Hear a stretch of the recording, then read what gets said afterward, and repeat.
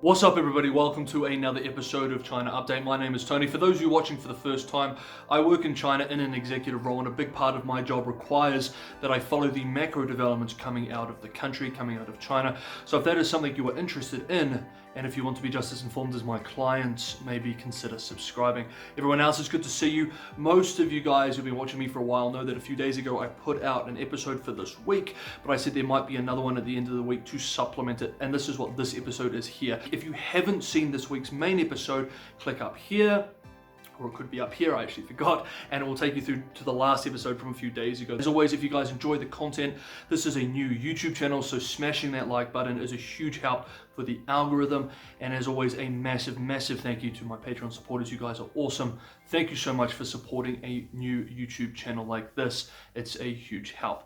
Okay, with that said and done, let's jump into this week's China Update.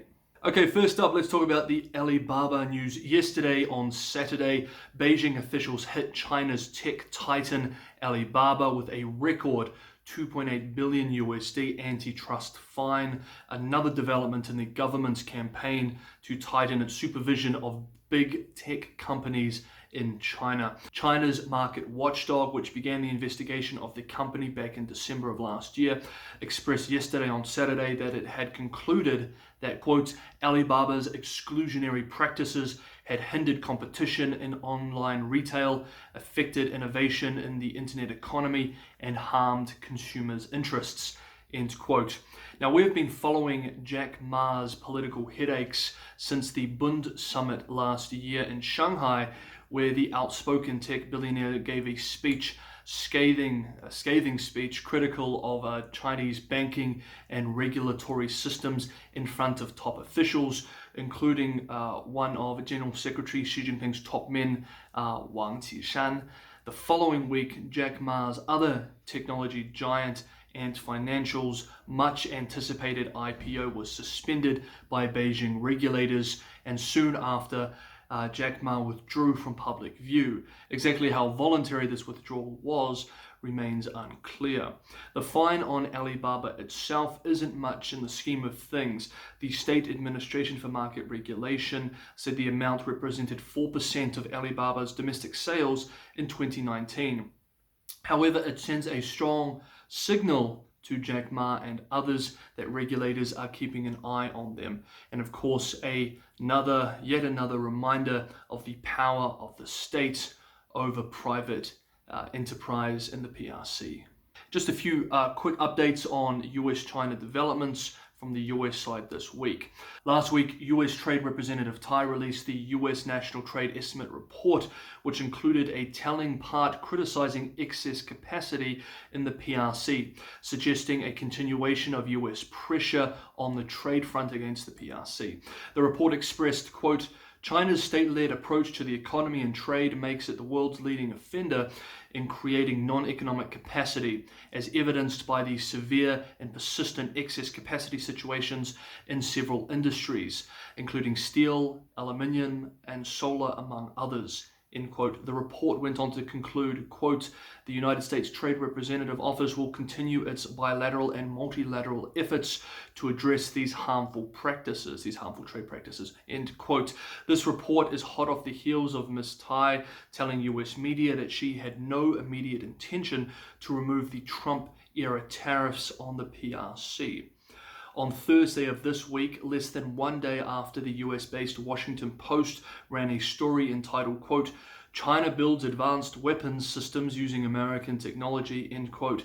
The Biden administration placed several Chinese firms and government labs under US export controls for, quote, their involvement in China's effort to build supercomputers and help develop nuclear and other advanced military weapons, end quote. The company mentioned in the Washington Post article was placed on the export control list. Quote, these are parties that are acting in ways that are contrary to our national security interests. This is really about not having US items contribute to China's advancement of its military capabilities, end quote. Also on Thursday, leaders of the US Senate Foreign Relations Committee introduced major legislation entitled Strategic Competition Act of 2021 in order to, quote, boost the country's ability to push back against China's expanding global influence by promoting human rights, providing security, and investing to combat disinformation, end quote. The measures plan to achieve this through, quote, diplomatic and strategic initiatives, end quote. Next up, I wanted to try something new, article recommendations. I often read interesting articles or reports or think tank policy documents that I think are worth a read for people, but we don't really have an opportunity to implement them or to put this information into one of these types of episodes, these China Update episodes. So I thought I'd recommend a few different articles. So just below in the description, I've recommended 3 articles. You can check them out. The first is from War on the Rocks, and it looks at China's academic and its political, in terms of strategic planning response to the Quad between India, the US, Japan, and Australia. The second is a look at the coming demographic challenges facing China over the next 20 to 30 years, but it looks at the effect that the demographic changes are going to have on family the family formation, which is quite unique, I think, and it's a very interesting article worth checking out. And the third is looking at the international supply chains for semiconductors, which I think is going to be increasingly important for those who are interested in geopolitics and in the Asia Pacific.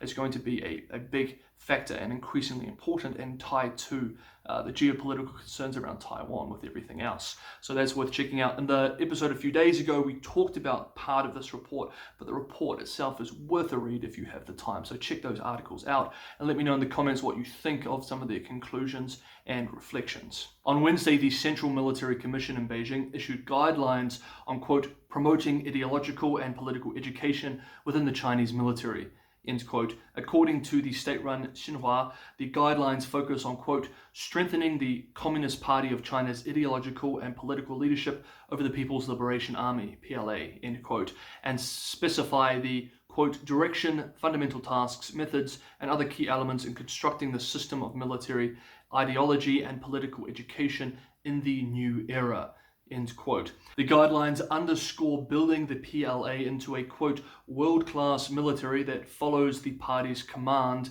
is capable of winning battles, and exhibits excellent conduct, end quote. Quote, the guidelines adhere to the guidance of Xi Jinping thought on socialism with Chinese characteristics for a new era, thoroughly implement Xi Jinping thought on strengthening the military, earnestly implement the chairman's series of important instructions and requirements on strengthening and improving the ideological and political education of the People's Army, end quote. And last up, and this is just a shorter episode, but last up, the quote of the week. Please forgive this for being a little bit self-centered and perhaps a little bit arrogant, but this week I wanted to make the quote of the week one that was written by myself.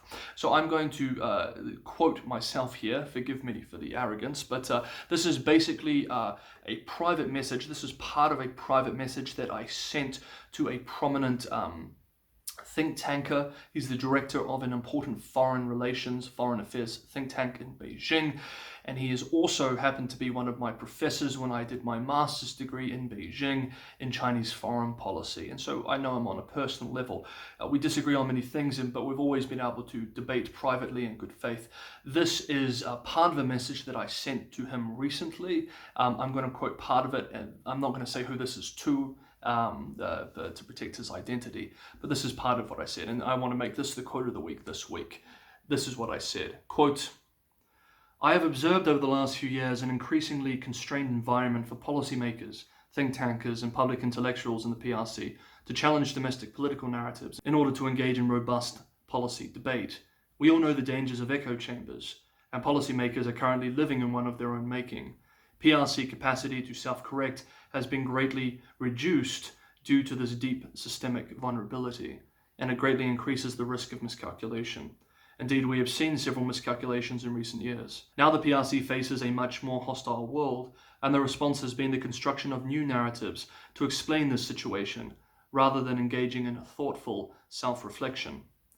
I can concede that it is arguable that there is utility in having a monopoly over domestic narrative construction from a governance perspective.